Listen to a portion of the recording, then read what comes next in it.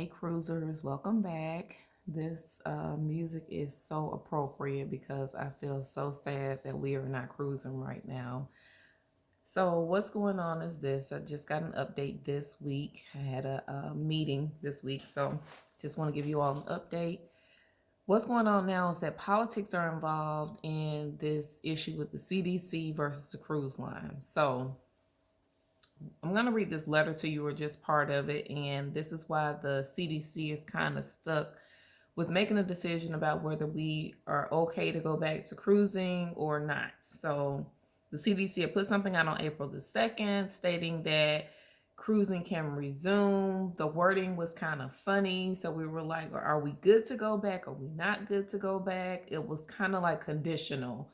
So what has happened since then is that since the CDC put something out basically saying, okay, you're kind of okay to cruise, and the cruise line sent information to travel agents to say, hey, we're back open conditionally, and it's like a second phase. So they did the first phase. We talked about that. They had 100,000 cruises. They had 10 or 11 people get coronavirus, and they were able to follow the procedures that they put in place, and everyone else was safe. So we were in the second phase of allowing cruising temporarily between the months of June through like that first week in September, like Labor Day.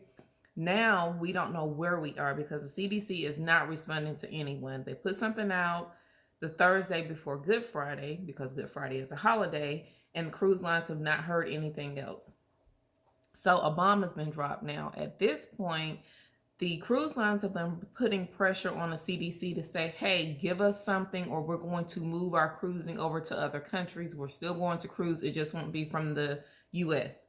So what's happened now is politics have gotten involved. Why? Why? Leave us alone. We want to cruise. We want to be safe. Now, to the cruise line's defense, what they're saying is correct.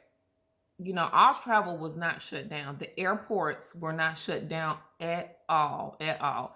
I know that American, we went with them a couple of times last year, and it was still, the middle seat was still like occupied, surprisingly. But on Delta, it was not. If you were a family, you could sit together, but if you were not, then you had to sit someone else. So the middle seat was, free. And that was due to the spacing and things like that. As far as cruising, what these Congress people are saying is that they're just concerned about the distance that people would be on the cruise ships and things like that. Same thing inside of a hotel, though, right? So what they've written in is a congresswoman and a senator, and they've written to the director of the CDC, and they're writing about their great concerns about cruising opening back up. And I won't read it specifically word for word. It states that while the United States is making progress towards our shared goal of beating this pandemic, COVID-19 remains a grave public health risk that requires ongoing vigilance. Prematurely lifting restrictions on cruising with thousands of people in close proximity in conditions ripe for the spread of the infection.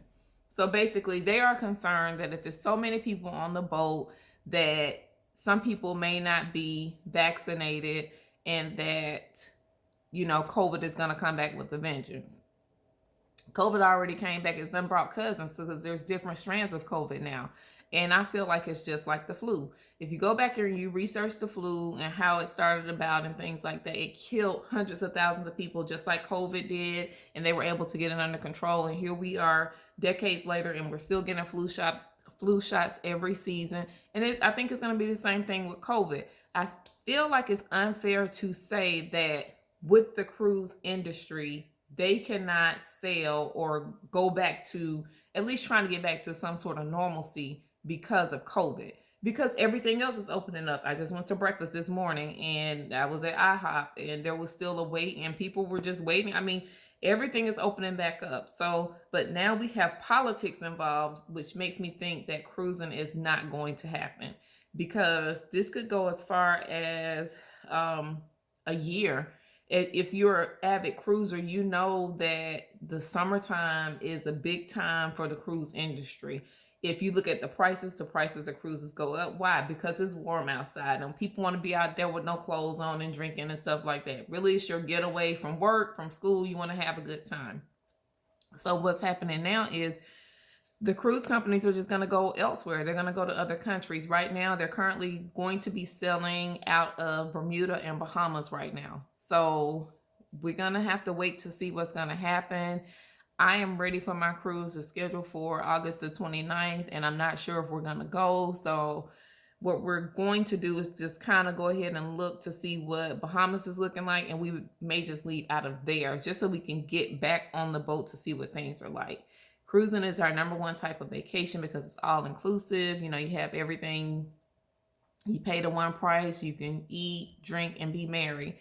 And you can add other stuff to that. But the CDC is going to have to make a decision about what they're going to do. They've opened everything else back up.